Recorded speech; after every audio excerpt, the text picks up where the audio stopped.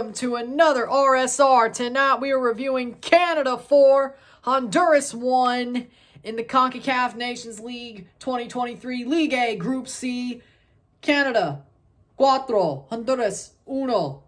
La Liga de Nations de CONCACAF Liga A Grupo C. Canada are going to the CONCACAF Nations League Finals, and very likely, unless Panama wins by 5, or Costa Rica, well, that doesn't matter.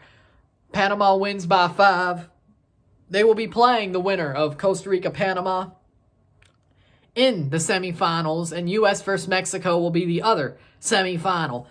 Dream situation for Canada. How did they pull it off? 9th minute, Kyle Larin gets the ball played into him. He taps it into the net to make it 1-0. Beautiful goal for Kyle Larin. 1-0, 1-0, taps it in past Luis Lopez. Amazing goal. Amazing goal, amazing situation. Set it up perfectly and just put it away. In the 11th minute, Kyle Larin. Header off the corner to make it 2-0, 2-0. Beautiful header by Kyle Larin. And he was on a brace before the 20th minute. And he could have easily had a hat trick in this game had he had a better penalty right at the end of the half. But he didn't. Put it past the post. That's why it ends up 2-0, 2-0. But Canada dominating that first half. They're dominating throughout.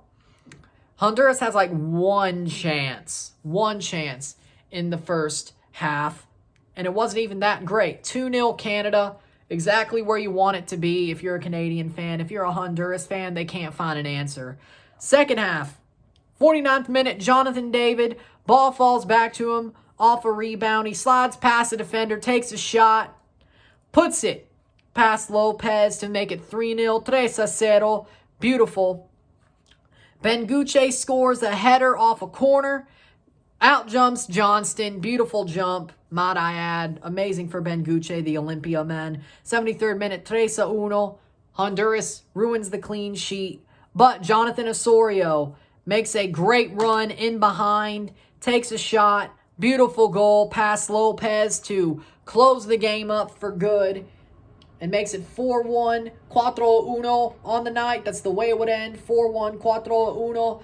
Canada dominates. They knew they needed to win. They knew they needed to win by a good bit just to make sure goal differentials didn't come into play if need be.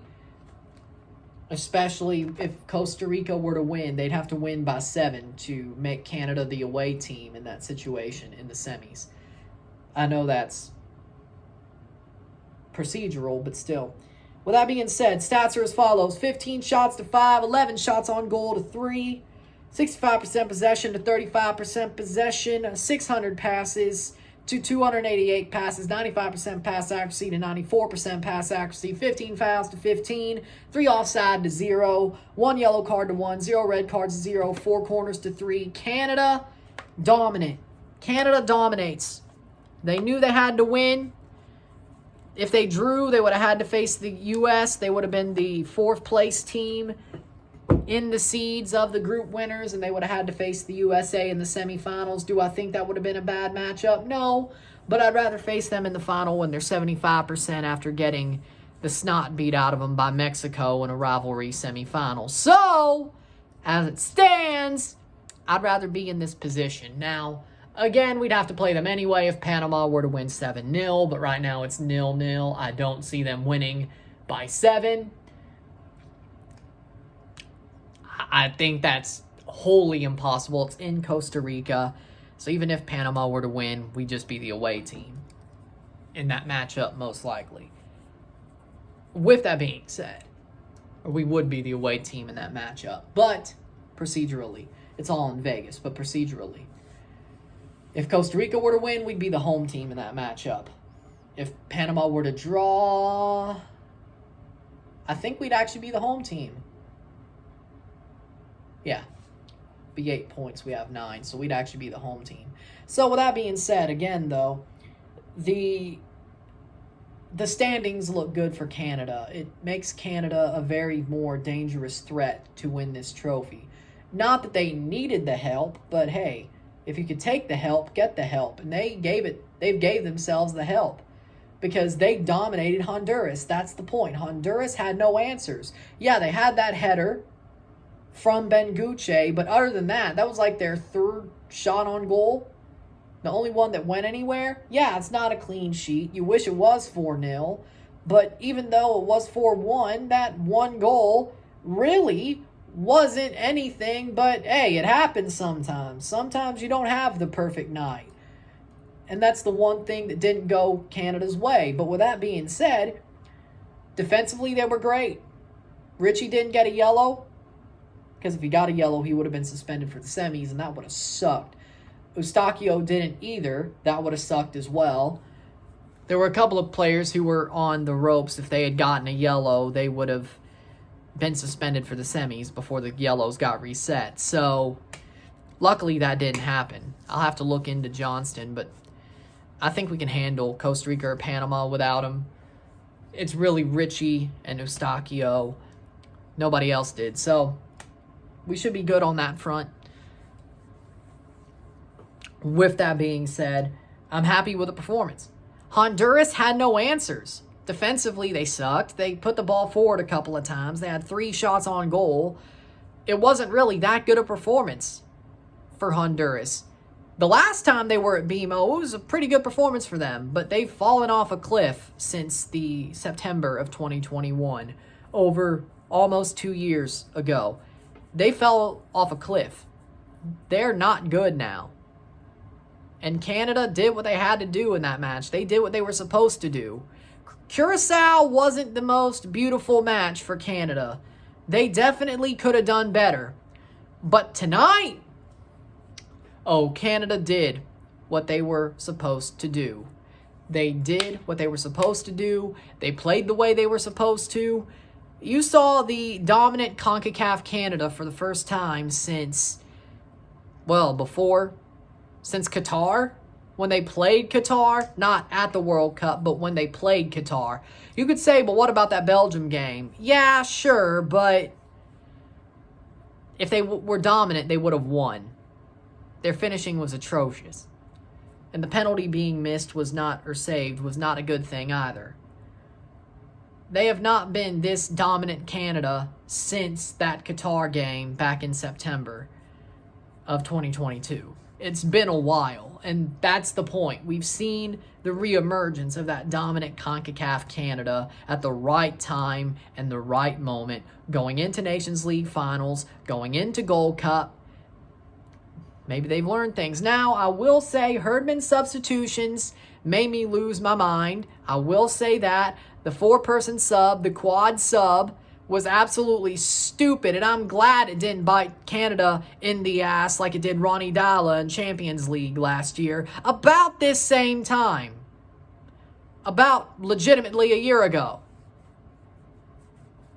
If not a little bit more. I think it's actually a little bit more. Maybe it's like a year and 2 weeks. But again, you shouldn't have done it, John. And then Io for Davies, that was stupid too. Luckily, it didn't hurt us. Luckily, Canada in the end stood tall. I think they did allow a goal after that sub. But again, they scored another. They dominated. They won the game. They pulled it out. They pulled it out. I wouldn't say pulled it out. They dominated. But again, that substitution made me rack my brain because I did not like seeing it when Comunicaciones New York happened, and I certainly didn't like seeing it tonight. There was definitely shaky moments after that sub. Subbing 4 players on at the same time is just stupid. It's not the right thing to do. It makes you look weak, and it makes you just, why put on Larea when he's on a yellow? That also got me. Atiba got his send-off in Canada, even though he'll play the Nations League finals. I'm very sure of that. And I think he will play the Gold Cup as well. I think that's how he'll send himself off. And he wants to send himself off with 2 trophies, but this is the last time he'll ever play in front of a Canadian crowd because he's retiring at the end of the season with Besiktas. So I'm going to guess he's not going to stay fit till September to play a friendly in Toronto or Vancouver or such and such. I don't think he would do that. That would be stupid. Would he still be fit? Probably, if you asked him to be and he wanted to do it that way. Yeah, he probably would be, knowing Atiba, but... And it's a friendly, so it's not really much to risk, but I would think that his true send-off is whatever Besiktas does, the Nations League, and the Gold Cup. But then again, if he's staying fit for the Gold Cup, that means he probably would be able to stay fit till September, so... And Canada doesn't have to play any Nations League games till November because of the Swiss system groups and them being abide to the quarterfinals after this, very likely so. So, with that being said, I like what I saw tonight. I think Canada were dominant. They had no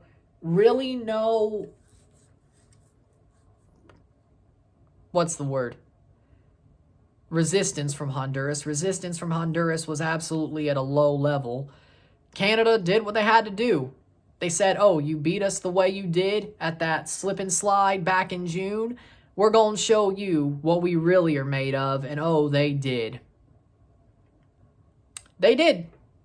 And I think there was a bit of revenge there as well, or a tinge of revenge there as well. And they got it.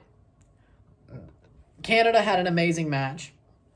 Yes, the subs may have sucked. It may have racked my brain. They still got 4 goals, though. 1 against. That's going to happen. That was a great jump by Ben Gucci for the header. That happens. To me, personally, Canada looks strong going into the Nations League finals, and that's what matters. They're in the Nations League finals. They will be going to Vegas. They'll be playing the winner of this game, most likely. The more time that goes, I don't think Panama's going to win 5-0. Canada is in a very good spot. They'll probably very likely make the Nations League final. And you love to see it. Oh, by the way, that semifinal that Canada's going to be in looks like it's going to be the second match of the day, that June 15th. Now, God knows CONCACAF will probably change that to U.S.-Mexico being the second match and not Canada, and Canada being the curtain jerker, but we'll see what happens there. But as it stands, on paper, they would host that second game, so it'd be perfect for my schedule. You know they're going to change it. With that being said, though, Canada is on to Vegas. And, of course, they're in Gold Cup. We knew that on Saturday. They're automatically to Gold Cup. They're to the Nations League finals. 2 chances for a trophy this summer. I think they win both. And hopefully building up to getting to another chance for a trophy in 2024. Because Nations League next year is the Copa America qualifier for League A as well. And that should be very interesting. So with that being said, Canada, great match, great win. That's the way this international break ends. It was a fun little quick break. But now we're back into club football at the end of this week. With that being said, well, of course, if you like this video, like and share, subscribe. You know what it is. Tell your friends, hit that like button, hit that subscribe button, hit that bell notification once you subscribe. Send super chats on the live streams. Comment on this video. Put this in playlist. Share it to friends and family. All that great stuff.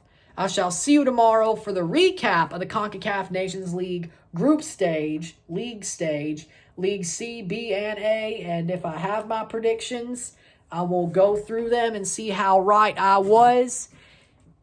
And we'll go through that. Then Friday, depending on what that severe weather system looks like, I'll try to go live for Toronto FC 2 and Chicago Fire 2.